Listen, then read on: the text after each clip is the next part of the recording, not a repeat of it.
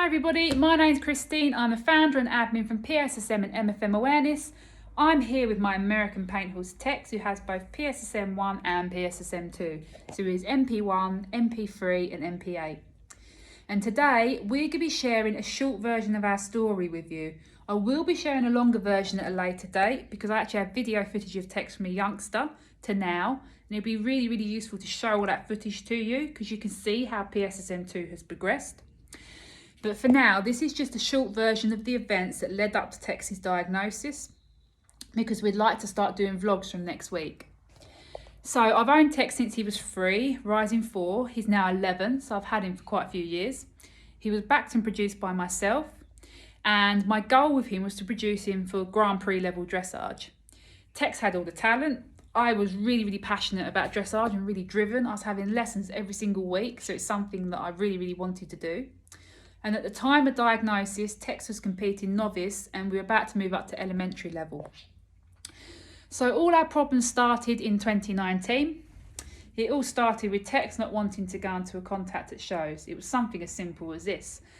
He'd be absolutely fine at home, which was the bizarre thing. And then as soon as you got to a show, it was like riding a giraffe. He just didn't want to have it, and I'd be doing everything that I did at home, and he just didn't want to play ball. And Tex isn't the sort of horse that goes to a show and he's really nervous and really irate. He's exactly the same as what he is here. He practically falls asleep. He's quite a chilled out sort of character.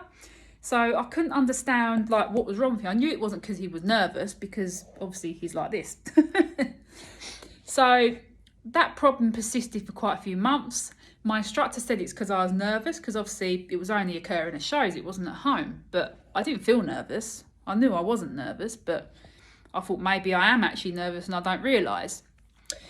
So November hit, and this is when Carlo ended up going up to Newmarket because he had this mystery lameness that we didn't know what was wrong with him. And Tex went even worse. I started to have more problems with him. His muscles were rock solid. He was coming out stable, almost like a bit ataxic and a bit stiff. To ride, he felt like riding a slug. He was so lethargic. He was just dead to the leg, and this wasn't Tex. He's a little bit lazy, but he's never been this dead to the point like he just wouldn't go forwards. Like in the hand, he was so heavy, he felt like he could pull me over his head, which again wasn't like him. He's always had a beautiful soft mouth, so for him to be as on the forehand as what he was, I knew there was something not right with him. So the time came for us to pick Carlo up, and the vet still didn't know what was wrong with him at Rossdale's. And she wanted to test Carlo for something called PSSM 1. And as she sat there explaining the symptoms, me and my mum sort of looked at each other like this, because what she was explaining wasn't Carlo, but it was definitely Tex. So as soon as we got back from Newmarket, we tested Tex for PSSM 1, and sure enough, he came back positive. So Tex was diagnosed MP1, and I managed to get him managed quite quickly. He responded to the management really well. And by February 2020, we were actually back out competing affiliated again. He was competing novice, and our scores that had plummeted from like high 60s to like 53%, this is how bad he was, went right up to the high 60s again. And he was doing really well. And then April 2020 hit, and that's when things got a whole lot worse.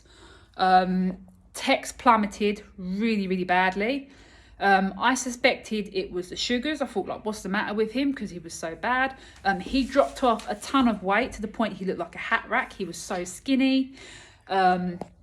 His muscles were rock hard, and he was so exercise intolerant. He couldn't even walk for 5 minutes without his muscles like being so hard he was nearly tying up.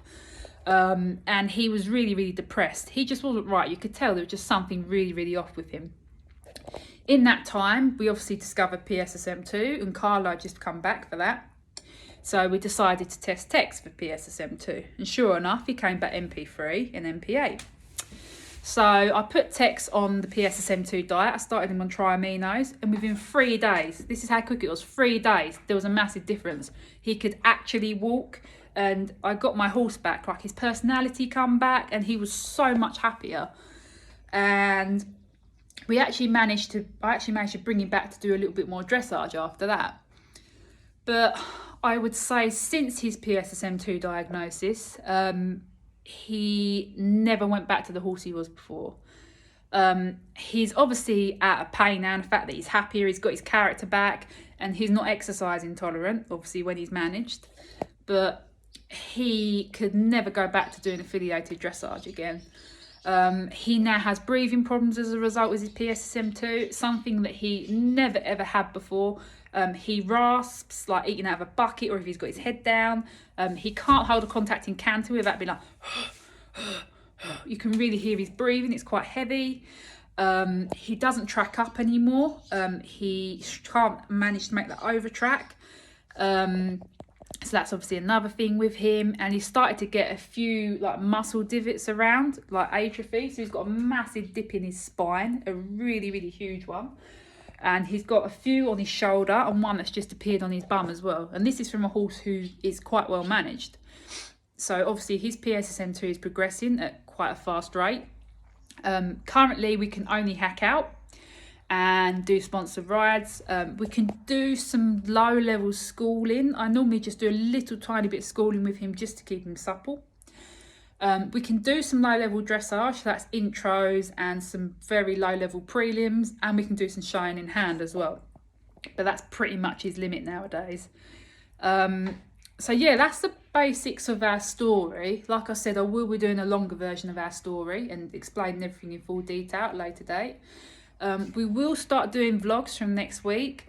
It's actually a good time to start doing them because Tex is actually a bit symptomatic at the moment. That's why he's in. He's suffering a little bit of exercise intolerance, not majorly, but just a little tiny bit. And he's just not right. I know that if I leave it, he will get progressively worse.